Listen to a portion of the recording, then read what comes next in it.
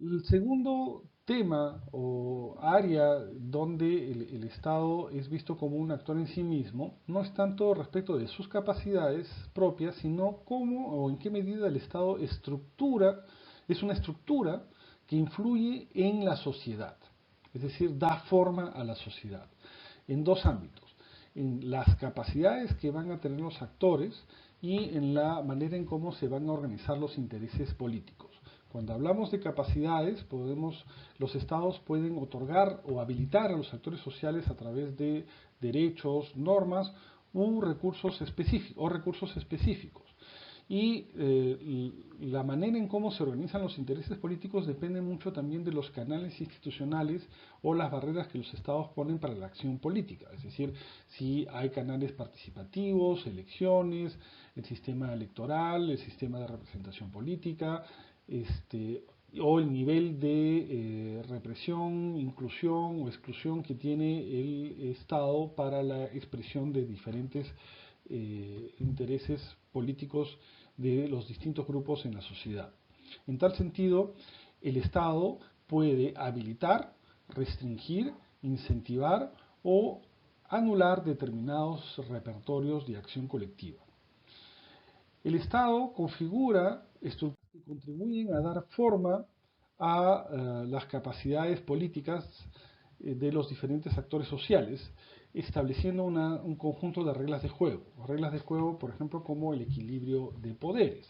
¿no? Donde hay una rama ejecutiva que es independiente de una rama parlamentaria, que es independiente de una rama judicial, y esto genera distintos ámbitos de acción y controles cruzados al interior mismo del Estado. El grado de centralización o descentralización del Estado también influye en configurar las capacidades políticas de los actores sociales. Un Estado muy centralizado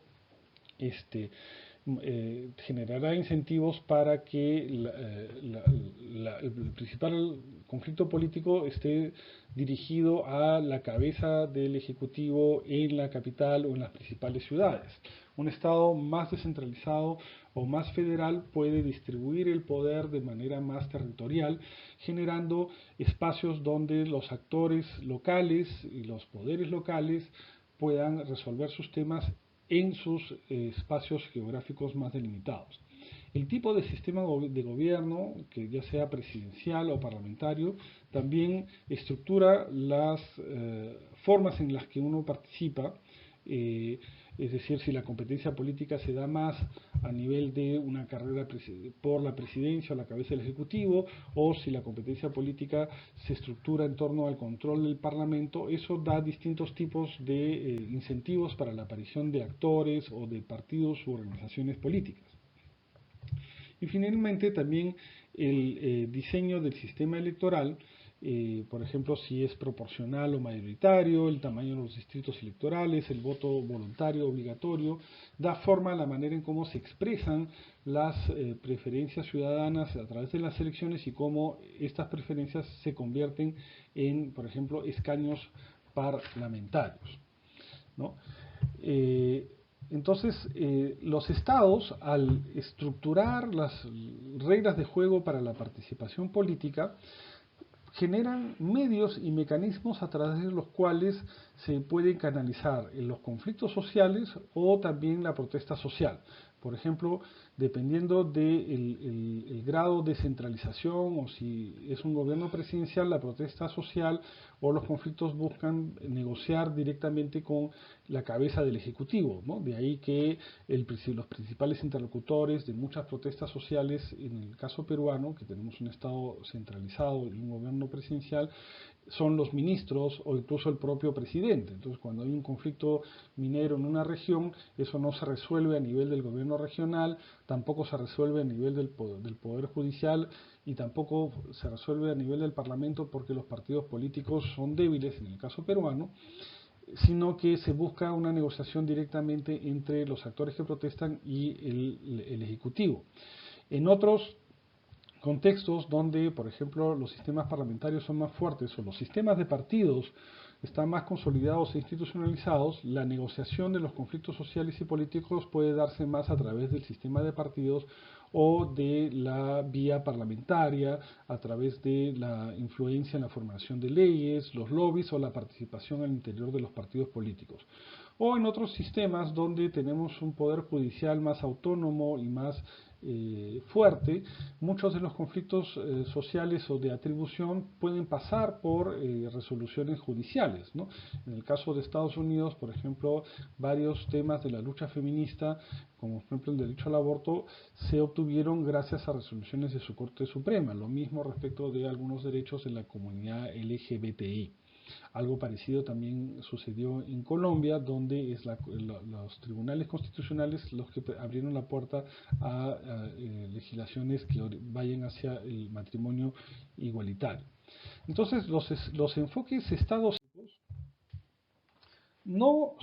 no deben concebirse como una teoría sobre el funcionamiento del Estado, sino que más bien son enfoques temáticos que buscan comprender cómo funciona el Estado, cómo se construyen las capacidades estatales, cómo se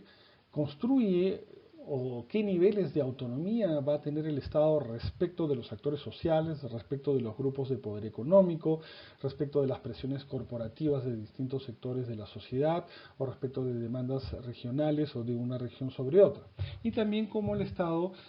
genera una estructura que canaliza la acción política. Estos enfoques estadocéntricos también tienen un enfoque metodológico propio basado sobre todo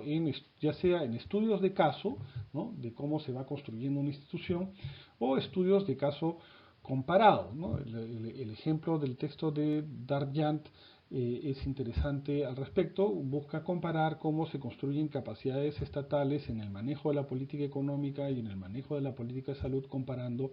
las sociedades de Perú, los países de Perú y Colombia. Los enfoques estadocéntricos están centrados en la comprensión de procesos históricos específicos, ¿no? Es decir, el desarrollo de instituciones políticas públicas estatales. Y en esta comprensión de estos procesos históricos específicos, más bien tienden a desarrollar teorías de alcance medio o tener enfoques eclécticos que combinan, por ejemplo, un enfoque pluralista con un enfoque de la acción racional, un enfoque más crítico derivado del marxismo, pero buscando comprender casos específicos de construcción de capacidades estatales y de cómo el Estado le da forma o moldea la acción y el conflicto político en una sociedad determinada.